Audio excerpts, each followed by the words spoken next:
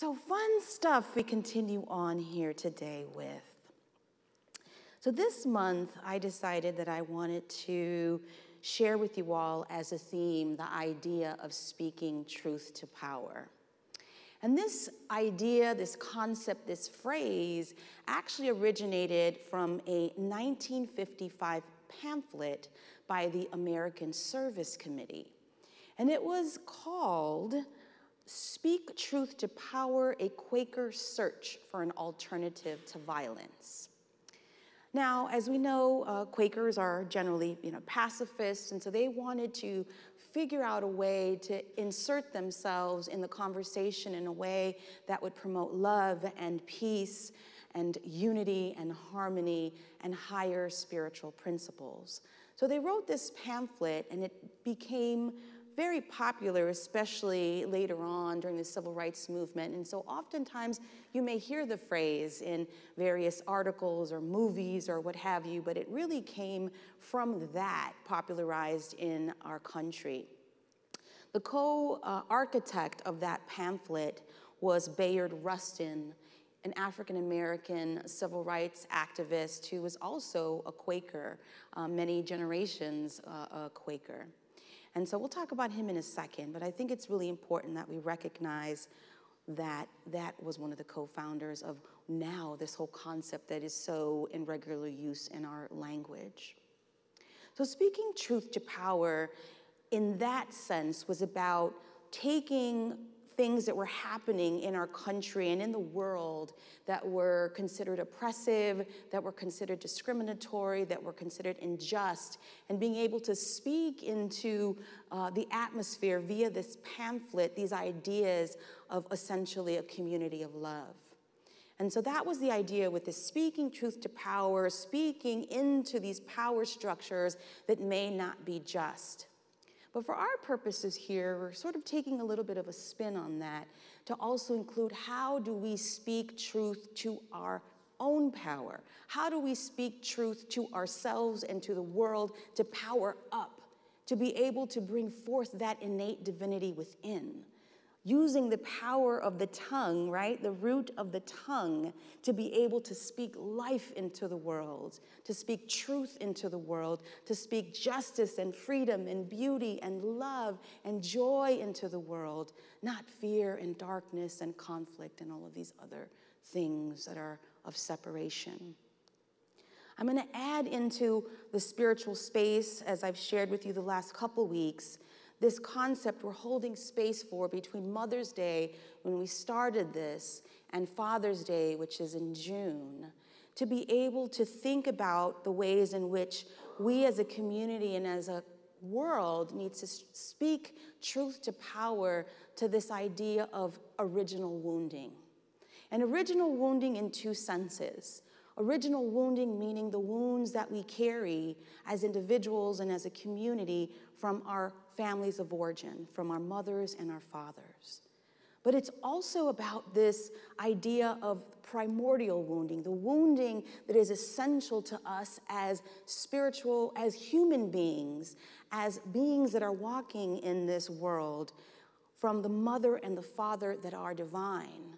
So the loss of the divine mother that we feel from the loss of not promoting those concepts in the world, and the loss of the divine father from this really toxic, truncated misunderstanding of what the true nature of that wondrous energy is. And so wanting to place that into this month, and as we move even past this month, to understand how do we speak truth to power to that. We started off 2 weeks ago on Mother's Day by talking about needing to reclaim the divine feminine past Mother's Day, being able to claim these ideas of like the mother energy that is about love and connection and compassion and the earth and rebirth, and being able to place that in ourselves, allow that to come out of ourselves, because that is our innate sense of being. And then we moved on last week to talk about the power within. How do we speak to our own power? How do we truly engage that? How do we begin by just believing that? Most of us hear it, but it's an intellectual thing. Yeah, that sounds good. I have power within. Sounds real cute. I want some of that, right? But then how do we actually feel it? How do we believe it? How do we have deep faith in it so that we're executing, manifesting in life from that deep knowing and trust? We talked about that last week and speaking truth to power within that, creating a space to be able to feel into and connect with and align with an ancient wisdom that is us, the gnosis, or the knowing and knowing within. And in that conversation last week, we also did some level setting about the Bible, which I think is important. And I want to add to that a little bit, because as we move through all of these weeks to come, not just this month, it's important that we understand what we're doing here with this thing called the Bible.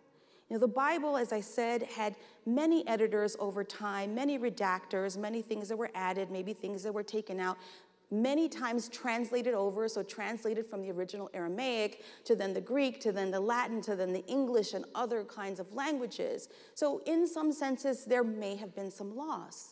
But that doesn't take away from the essence and the truth of what is within this, that is also very similar to so many other spiritual traditions. Christianity doesn't have the lock on truth. There are other spiritual traditions that we share in the concepts. If you really look at from a larger level at what these concepts are in major religions, it's very similar to Christianity. So we're looking at all of these things about not just a metaphysical. In Unity, we look at the metaphysical Bible. That is, what is beyond what we see in the words? What is there in the mysticism? What is there in the symbolism? What is there in a blueprint for life that we can actually take on and understand and not just read these as words from years and years ago? But I'll offer you all, too, the importance of not just a metaphysical interpretation, but a historical interpretation. What do I mean by that? That we have to include history in the conversation as well, because we will never understand the words fully if we don't understand culture and custom and history and language, context. All of this matters, and the reason why so much of the Bible has been used as a tool of oppression and as a weapon is because people don't include all of this, which really gives it its flavor, its understanding, and its power. So we're kind of in all of this. Today, I want us to talk about the idea that we are divine power. Collectively, we are divine power. So how do we take our innate divinity as true and at the same time create a space for others? Where our divinity, my divinity, your divinity is equal. No one is better. No one is less. No one has got the lock on right or wrong. We're all equal. So that we're collectively as individuals coming together in this community, Unity of Nashville, in the way we engage with each other to create a collective space for freedom. We're speaking our truth to power, but we're also not enforcing that on other people. We're speaking our truth to power from a place of our spirit and our deep truth and knowing and peace, not from ego. That's hard. It sounds easy, but that's the hard part, is how do we know and when and how we're speaking into all of this? I want to start getting into the meat of this conversation by actually talking a little bit more about Bayard Rustin, who I said was the co-architect of this pamphlet's Truth to Power. Now, as I mentioned, he was a civil rights activist, but before that, he was a pacifist. He was very involved in his Quaker community and being able to promote all the spiritual ideas of the community. And I call him in some ways, and people may get offended by this, but he is truly the kingmaker, because Dr. King, Reverend Dr. Martin Luther King, may have not been who we understand him to be had it not been for Bayard Rustin. Why? Bayard Rustin introduced Dr. King to the concept of nonviolent tactic. This was something he inserted. He had already been studying this. He had been involved with Mahatma Gandhi. He had been already involved in these communities of nonviolence, and he was the one that brought the concept and the idea to Dr. King. He was the one that also wrote many of his speeches. He was the one that wrote much of his correspondence. He was the one that was the chief architect, if not one of the chief architects, of the entire civil rights movement. Yet most of us have never heard of him, right? Has anyone heard of him? I have a couple hands. It's complicated why, but much of the reason why he's not known, in part, I said he was an openly gay man back in the 40s, 50s, 60s, 70s, 80s, before it became cool, before the queer kids became the cool kids, right? So, you know, he was very out, and he was unapologetic about that fact. And so that ruffled a lot of feathers. In fact, oftentimes he was asked to step down from things or be in the hiding about things. Like his name never appeared on the pamphlet because they were afraid that that would automatically it wouldn't be seen, it wouldn't be circulated because people knew who he was as an African-American, openly gay man.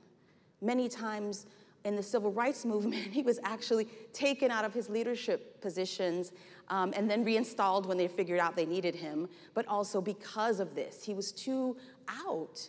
You know, Martin Luther King actually at one point fired him because Adam Clayton Powell, one of the congressmen, threatened to expose them, you know, basically expose them as lovers, which wasn't true, but he wanted to undermine the movement and be able to get rid of Bayard Rustin. There's so many stories, I could go on, but the idea is that he had a concept of not just politics, but spirituality that was very complex and complicated. It didn't fit into a little nice, neat box. So he was always a controversial figure because then even later on, after the civil rights movement, he became a LGBTQ, at that point it wasn't known as that, but let's say a gay rights activist, which ruffled feathers in the Black civil rights community because it was sort of like, why are you focusing on this? You need to be focusing on race. And then later on in life, he became a very outspoken social democrat and also what was known as a neoconservative. He took on some very different stances from the mainstream civil rights movement, from like the leftist politics that he was sort of involved in over time, and he became persona non grata. So for many different reasons, he never made it into the history books, always because he was somebody that didn't fit in a box. This is a quote that I want to share with you that he said one time. "My activism did not spring from my being gay, or for that matter, from my being Black. Rather, it is rooted fundamentally in my Quaker upbringing and in the values that were instilled in me by my grandparents who reared me. Those values are based on the concept of a single human family and the belief that all members of that family are equal." A woman named Kathy Young, who did an analysis of Bayard Rustin, says the following: "Labels aside, Bayard Rustin was a great American and a true hero. He had firsthand experience of oppression and prejudice. Yet for him, human rights activism was never about solidarity with his own group, but about freedom, justice, and dignity for all.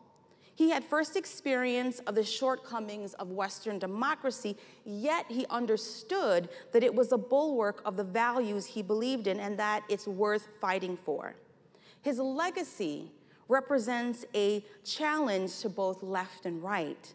To the right, a warning against demonizing social democratic politics and gay advocacy, which Rustin embraced later in life, less as a personal cause than as an integral part of the human rights struggle.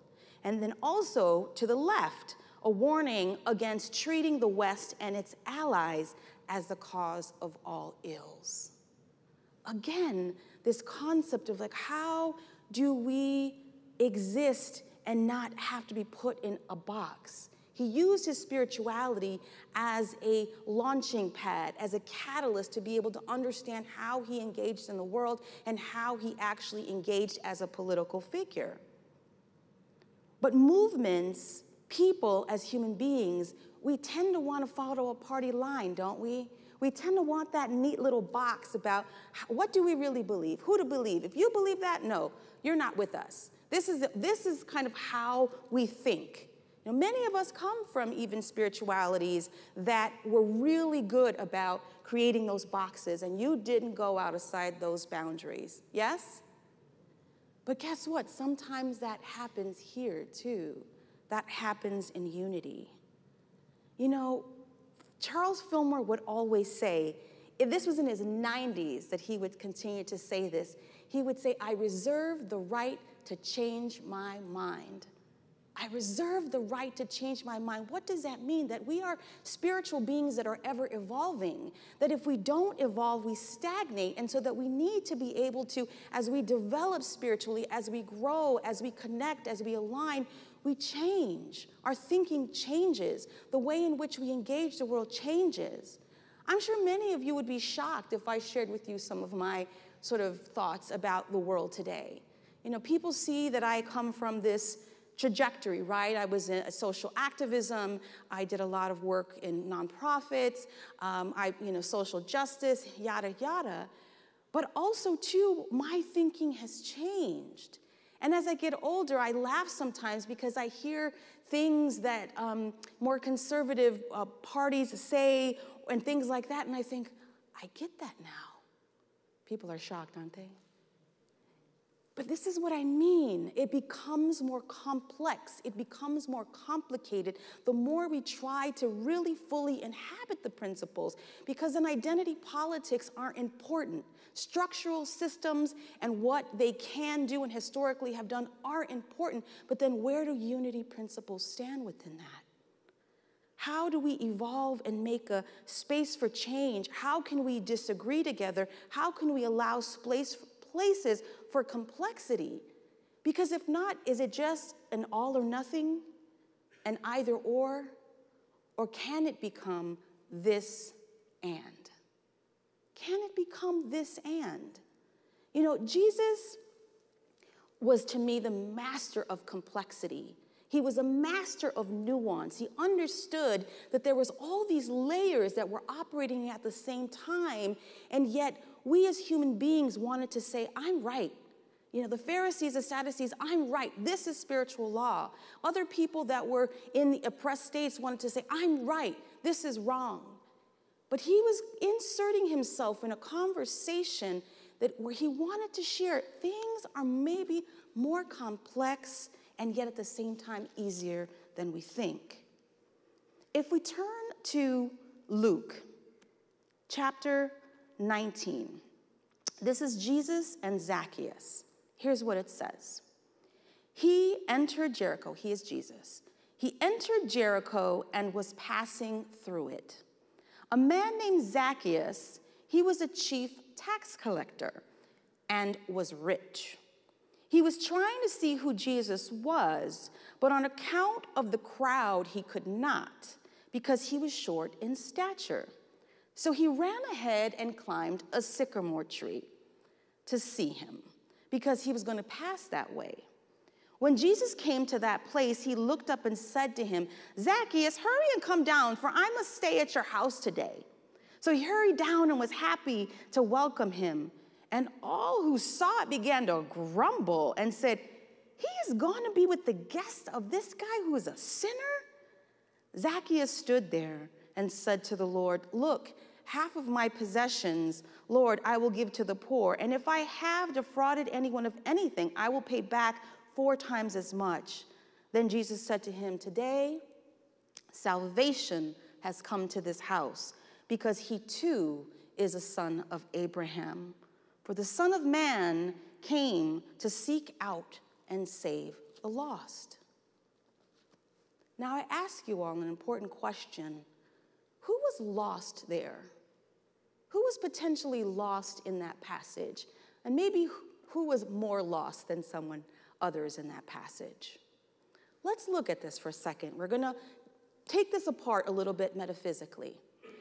Zacchaeus, term Zacchaeus comes from Hebrew. The name Zacchaeus comes from Hebrew, and it means just or pure.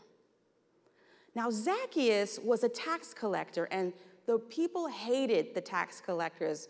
Many of us are not super fans of the IRS either, right? But they hated the tax collectors because many of them used their position of power to extract even more money. You know, people who had very little funds and they're, raking them over the coals to be able to extract even more. So they had a really bad reputation in the Roman Empire with those, especially who were poor or who were considered oppressed. So they were not taken really well. People weren't big fans of them at that time. But what happens? He goes up into the tree, into this sycamore tree. In unity, we take every little thing to understand, what does that mean? When you go up, when you see somebody going up in the Bible, it means going up in spiritual consciousness. So that it was a signal that something's happening in that story where Zacchaeus is accessing that higher power, that higher knowing, that innate divinity. And he's having that clear vision as he's up in the tree looking outside and seeing the crowds. Crowds, metaphysically, are like the thoughts. It's the monkey minds. It's the lack consciousness. It's the fear. So he's looking down at all of this stuff happening, right? And Jesus says, come down. When we do that, we're bringing down this concept, this knowingness from within, from above, from outside of us to be able to come into the situation. So he's bringing down that higher consciousness of connection and unity and love and potentiality and hope into the crowd. See, because what I think was happening here is that Jesus was trying to call on people to understand that we sometimes walk around with spiritual arrogance. What does that mean? Even in unity, sometimes we're like, I know the principles now, right? I know the principles, and I'm better than you. How many of us, I did that when I first started becoming a truth student. I did that. I would say, well, I know better. You're wrong. This is how the world is. This is what you should be doing. This is what you should be thinking. This is how you should call God. All of us do that at some level because part of that is a human experience, and part of it, that is how we've been taught to judge, to criticize, to compare, to do all of this. So Jesus is calling the question on that. Part of it too, when we look at even the significance of the sycamore tree. Historically, the sycamore tree, in many cultures historically, in ancient cultures, it was a very spiritual tree. It meant strength and protection and eternity and divinity.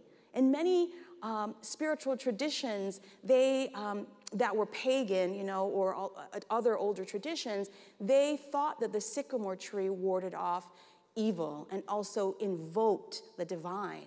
And so you'd often see that. And if you think even now, like now, there's so many churches that took on that at some level. So you'll see a lot of sycamore trees in churches and in church settings. But the idea is about going to this higher power and bringing it down, having a clearer vision so that we can engage the divine.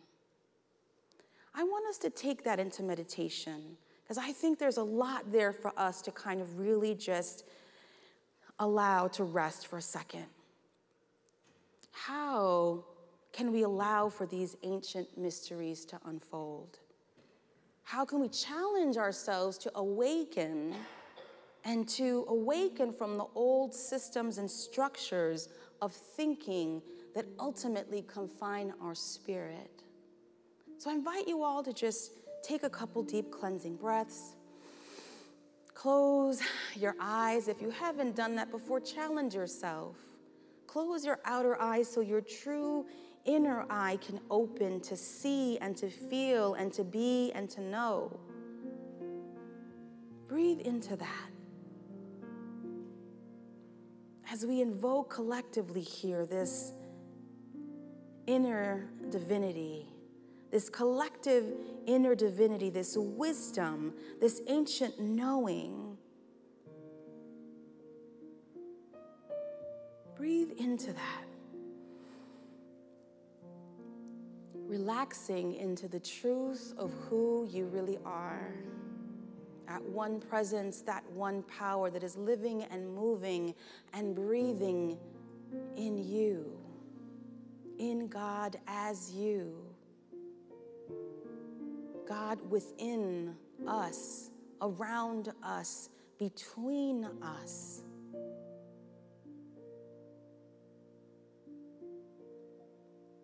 And I invite you to think of maybe someone or groups of people that you think of as the enemy or wrong, needing to change. Someone that takes up maybe spiritual energy in your heart, in your mind, that exhausts you, that pains you, hurts you, angers you, annoys you.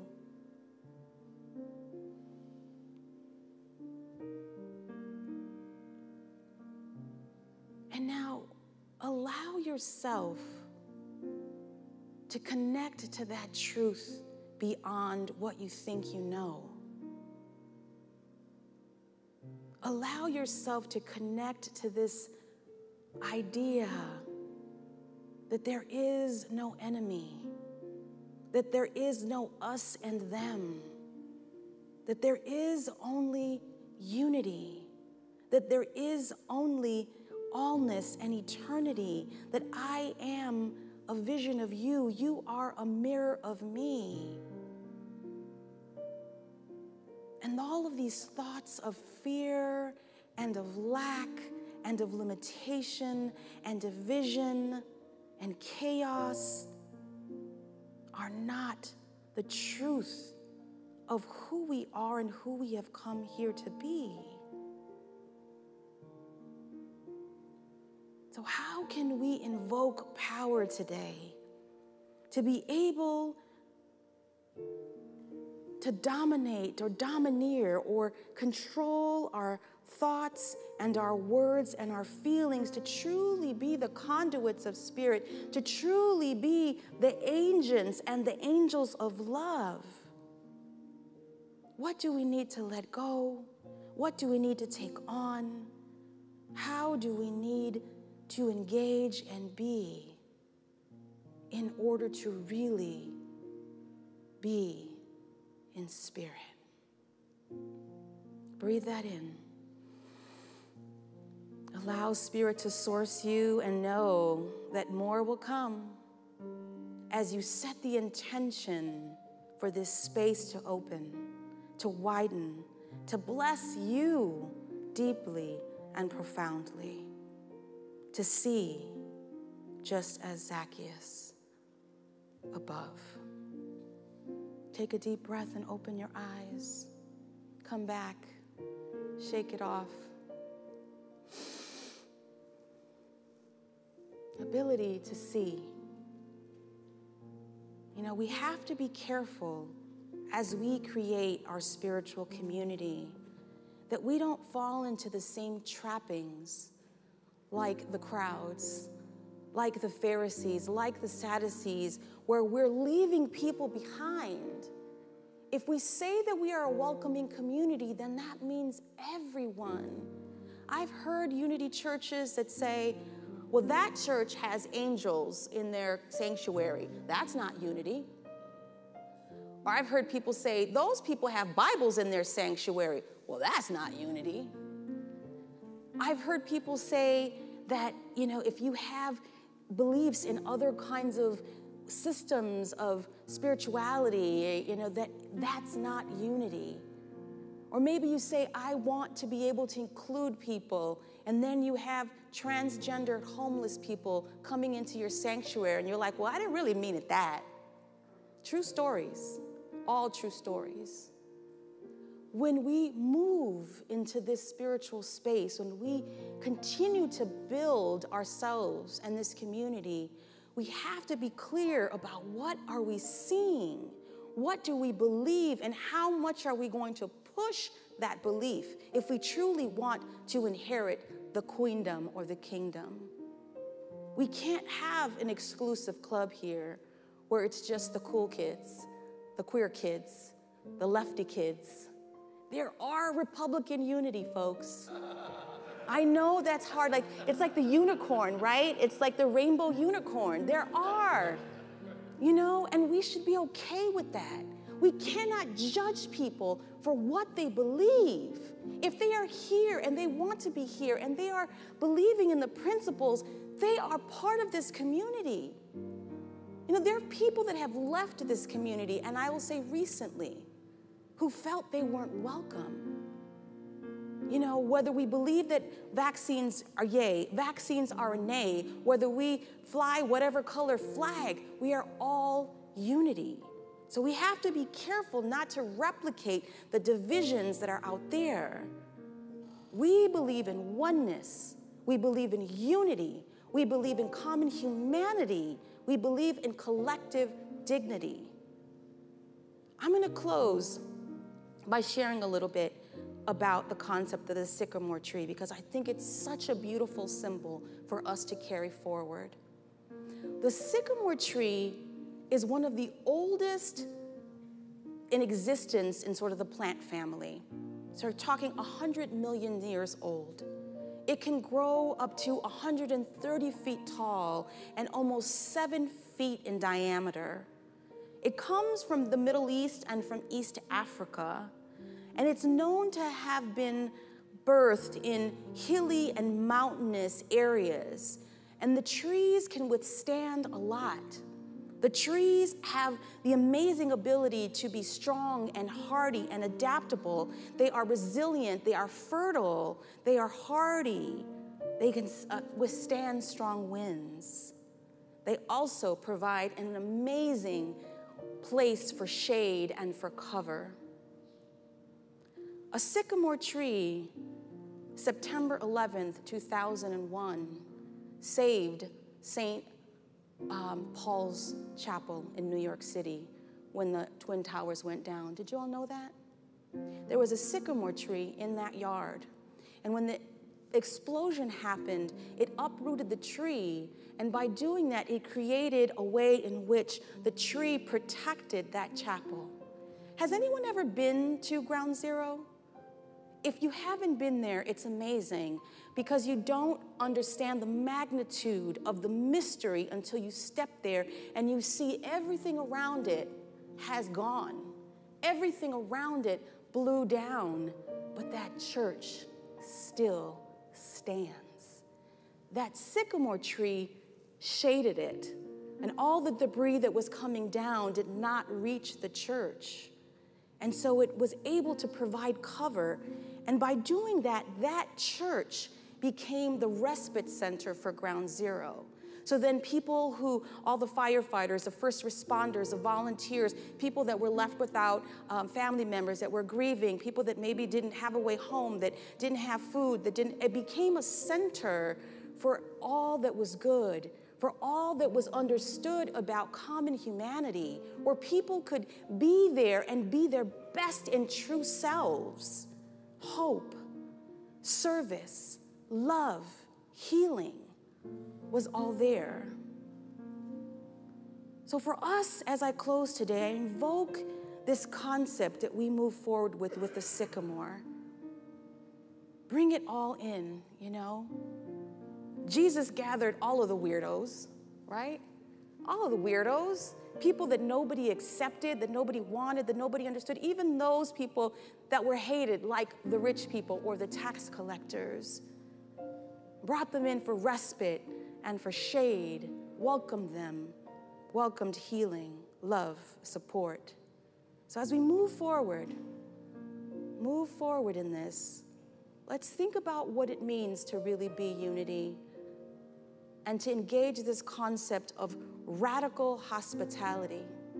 We say you are welcome here, but let's really, really, really mean it.